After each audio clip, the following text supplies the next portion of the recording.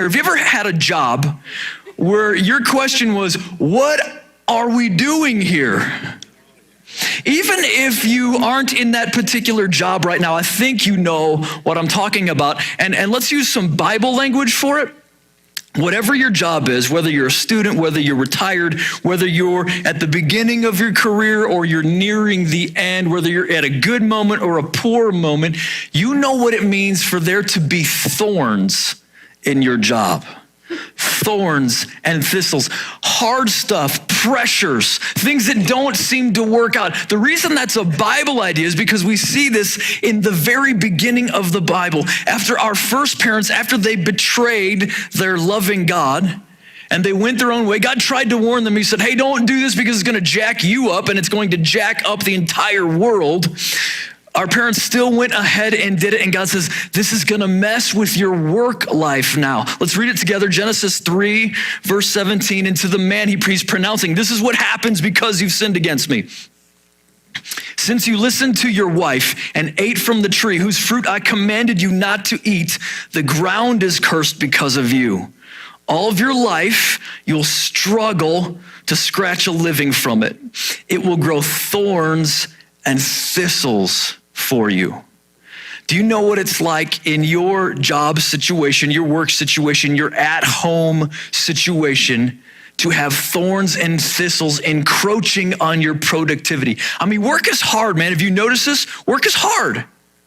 Work has all kinds of pressures, all kinds of stresses. There's all kinds of weird conflict that people have at work. Well, the wrong person was hired over here. Well, I thought I was going to get this role, but now they have it. Now I'm butting heads with this person. Now we're not seeing eye to eye. Then, the boss forgot to order that thing, and now they're blaming it on me, and now I have to go out of town, and I have to have this conversation. All I want to do is I want to get home. I want to get some rest, and yet around and around this merry-go-round we go. There's just hardship after hardship after hardship. My friends, what you're experiencing there, when that shuts down your productivity, when it shuts down your energy, when you feel like this isn't significant, this isn't meaningful, what you're experiencing is the curse. You're experiencing the thorns and the thistles that are now a part of work here on planet Earth. And what's hard is when we start, when we're young, we're very optimistic, most of us. We start and we're like, hey, this is going to be great. But then time goes by, life goes on, and we have more disappointments, more reasons to be discouraged. And slowly we begin to ask the question, like, is this all it's going to be? Is this all it's ever going to happen to me? I have these dreams, but maybe as I get older, now I'm old even. And I'm thinking, do my dreams even have a place anymore? I can't keep up with these young ones. I can't keep up with these new technologies. I can't have a platform that these other people have. I don't know how to get, I don't know about LinkedIn. I don't know how to hook up with the right people to take my career forward. I don't know about all this. Maybe it's just too late for me. And we operate from a place, even on good days, of no rest. And so we go around the calendar again and say, when I get to this final destination, this vacation point, then I'll be able to rest. But as soon as you get back on Monday morning, you're not living from a place of rest. But Jesus Christ lived from a place of rest. Jesus Christ, he had a lot of work to do, and he never shied away from work. But we find him, the Bible declares that he was asleep in the boat while the storm raged around him. There's Jesus taking a nap. He's completely unperturbed by his situation. Why? Because he trusted his heavenly Father. And see, to explain it a little different way, Jesus understood that the heavenly Father was his real CEO. He said, God's my CEO, God's my boss, and I just trust his sovereignty. Well, many of you have a boss. Some of you might even be your own boss, but what I want to submit to you today is your opportunity to trade in your boss, or at least you're thinking about your boss. I don't know if you can really get rid of her. For the boss, God. Have God as your CEO. Nothing may change practically in your world, but the way you view your work, I think, will substantially change. So we said last week when we started this series, if you will fully obey God will make it rain. If we will fully give ourselves to God's ways, he will increase our effectiveness and productivity when it comes to life here on planet Earth and the work that we do. But I want to give you a little break this weekend. And so here's just my encouragement. Take the pressure off. Go ahead and slap somebody on the knee. Tell them, take the pressure off. You see, when God is our CEO, you're going to take the pressure right off. Now, here's 4 ways work is different when God is your personal CEO.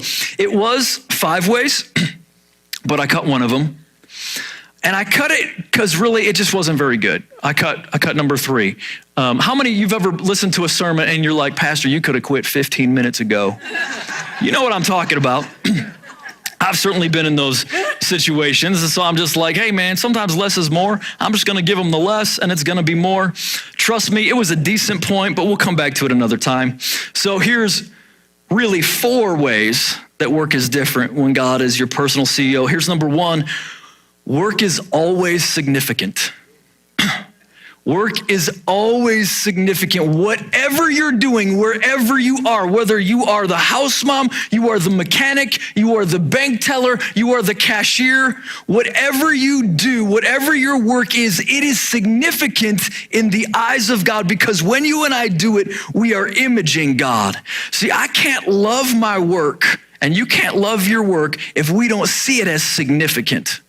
If we don't really believe that in some way we're representing a good God, the God of work, we can't really enjoy it the way that we're supposed to. Let's go back and get a little bit of God's vision for work. Genesis 1:28. Here he is. Work is a part of this perfect environment. I want you to get this here. This is within the Garden of Eden. So the fall, the sin has not happened yet. But in this perfect environment for human flourishing, what is there? There is still work. Listen to what God says to these humans. Then God blessed them and said, be fruitful and multiply. That's a work word. Fill the earth and govern it. Reign over the fish in the sea, the birds in the sky, and the animals that scurry along the ground. He says, I'm giving you work to do. Here's your work. You are going to be like me and do work while you're on this planet. There is no task. There is nothing so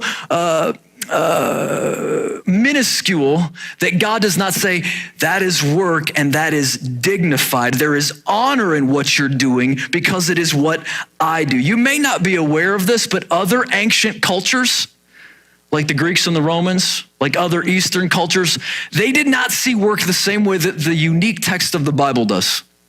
Take Zeus and Pandora. You guys remember them, right? Maybe from English class when you were in high school. Remember Pandora? Zeus puts all of the difficulties and hardships of the world into this box, and Pandora comes and opens it up. And what's in there? Death and disease and plague and sadness and work. Work is in that box. Then let's take another Eastern account of creation. Some of you may remember Marduk. Marduk was this kind of king of gods, and he and his friends just take this new territory and they say, well, we don't want to have to run this, so what we'll do, Marduk says this, he says, I'll produce a lowly primitive creature. Man shall be his name, and to him shall be charged the work so that the gods may rest. So in Marduk's version, the gods get to rest and man gets to work. How different is the God of the Bible? Notice this. Here's the God of the Bible. He creates this perfect paradise for human flourishing. And what do we find when we approach him? We see God himself with his hands in the dirt. God is working. God himself is doing the honorable thing. The Bible is a unique text among ancient literature that defines work not as a bad thing, but as a godlike thing. It's a good thing to find ourselves working.